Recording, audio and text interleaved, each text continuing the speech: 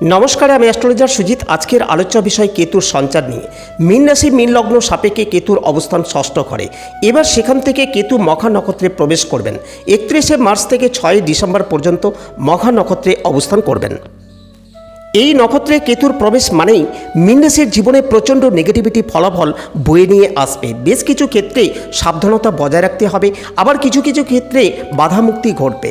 আর এই বাধা কাটবে একমাত্র চাকরির ক্ষেত্রে। নতুন চাকরি হওয়ার ক্ষেত্রে বাধামুক্তি ঘটবে। যারা চাকরি নিয়ে সমস্যায় রয়েছেন, যাদের চাকরি নিয়ে নানা রকমের প্রবলেম চলছে, তারা কিন্তু ধীরে ধীরে পজিটিভিটির জায়গা দেখতে পাবেন। তাহলে মীনের ক্ষেত্রে প্রফেশনাল গ্রোথ লক্ষ্য করা যাচ্ছে।